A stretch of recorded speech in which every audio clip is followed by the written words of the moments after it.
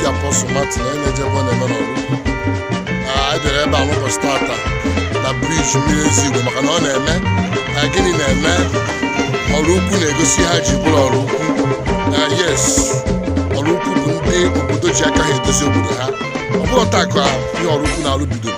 O bidoro early 80s ọrụ ukwu ji were jiri aka ha na-edozi obodo ha. Yes, gọvanọ nabata na ọ na-ekwupụrụ ọrụ ukwu.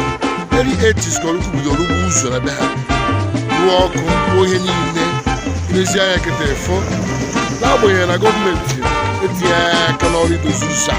Ọrụ ukwu ahapụrụ ụzọ be ha ka o mebie ma ọ bụzie ebe ada aga aga, kama ọrụ ukwu ji aka ha na-alụ ụzọ na-edozi be ha n'anya efo. Ọ bụrụ jos nọ na a na-eme bachara nkịtị, ọ na-arụ ya very strong ka ọ ga-esi were last ọrụsịa ya. Ọ bụrụ nwa n'izu a lezi anya ọfụma efu ka ọrụ si aga.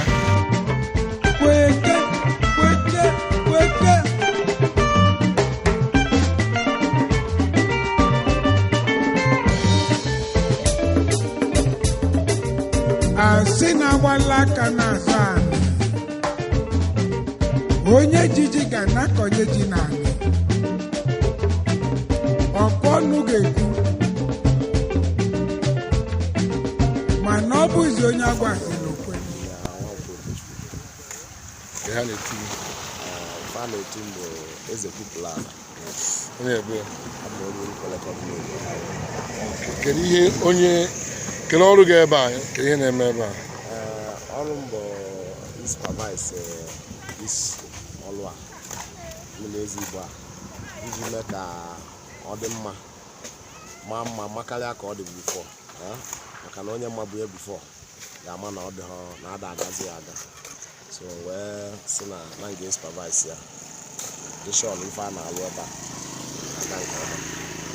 Material ebutere ọ dị oke wute ihe ekwesịrị iji wee na-alụ?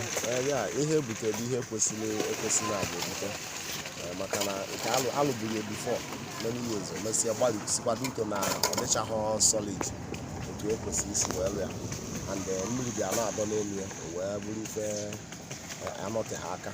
So mana nke a kịta anyị na-eme ya ị na-anya efu ka isi wee slope mmiri na-abazi na gota ụzọ mmiri ga-esi wee na-apụ ka mmiri ghara ịdị na-adọzi na the main road.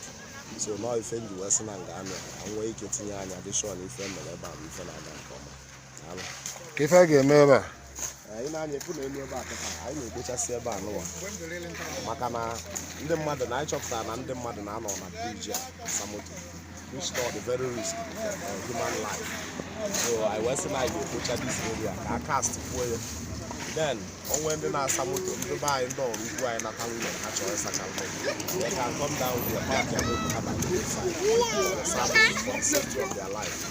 So nọ ihe anyị ga-anye ka esi emebisi ya, a ga-awụpụ ya with concrete, a ga-akast ya akast ọ dị mma. ndị na-afinansị ọrụ a?